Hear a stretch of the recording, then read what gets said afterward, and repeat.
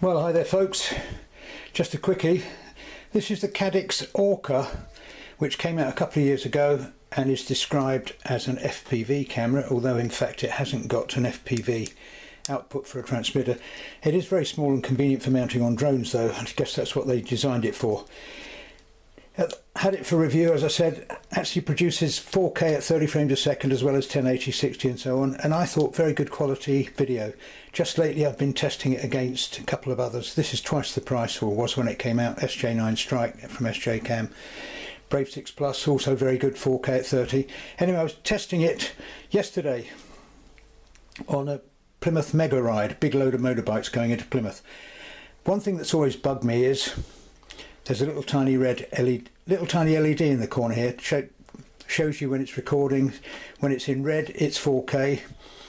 You can scroll through. It's very clunky to operate. Scroll through to actually change resolutions and stuff. There's a Wi-Fi app, and it's much easier actually to change stuff on that. But anyway, I was using it yesterday, and it really bugged me that I couldn't see whether I was recording or not. Even in poor light, you couldn't see that. I went online and I discovered it's quite easy to take this face off. It's a question of pulling these little bungs out. You need a scalpel blade or something because they're kind of glued in, and that exposes 4 Torx screws in the corner. So took out the 4 screws, and amazingly enough, in fact, even before you do that, just taking out this bung, I discovered that the bung actually covers up most of the hole, which is why really you couldn't see the LED. I should have left it at that, but there was some dust on the lens, so I thought, well, take out the screws, take the face off, give it a dust off. Anyhow, it was putting it back together that I made a rather crucial mistake. I'm not going to take it apart again and show you, but as I was a bit knackered from this bike ride yesterday, I dropped the screw in that hole instead of that hole. Screwed, I thought, well, that's screwing in okay, but immediately I thought, no, actually it should go in the small one next to it. Unscrewed it, fired it up, no red light. I thought, well, you've completely damaged it. That obviously goes in, made contact with the board. Fired up the Wi-Fi app, it was still working, but as I've discovered, the tiny little LED, multicoloured LED now, doesn't show red anymore. So if I turn it on, long press of that one, now if it's left in 720 or 1080 you will see something. Turn it on, nothing showing, but it was on auto power record. So if I now press the back one, which is the Wi-Fi button, give it a short press, that should have turned it off.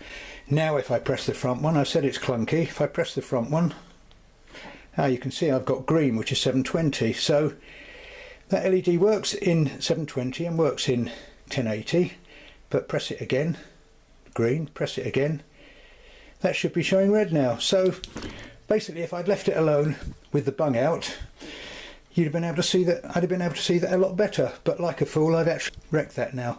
One thing you can do, if I now press shutter, which is the back one, you can feel it immediately warming up and you know it's recording, but it doesn't inspire much confidence to know that you're just relying on that.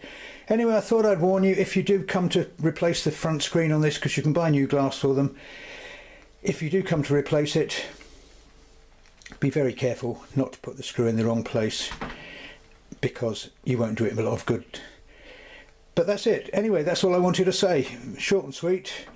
Just wanted to make sure that someone out there doesn't make the same rather stupid mistake that I did. Oh, and incidentally, there are a lot of people moaning about these online, saying they only get about 1 minute battery life.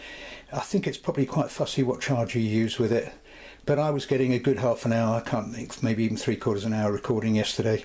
So if you charge it properly, you do get more than a minute recording from it. So that was about all I wanted to say, really. Maybe you'll find it helpful and it might stop somebody else making the same stupid mistake. Don't forget, check out some other stuff, maybe even give it a like if you did find it useful. Check out some other stuff, radio control planes, paragliding, paramotoring, wildlife, sailing, you name it, it's on my channel. And actually about 50 plus action camera tests and quite a few small camera tests for FPV and drones.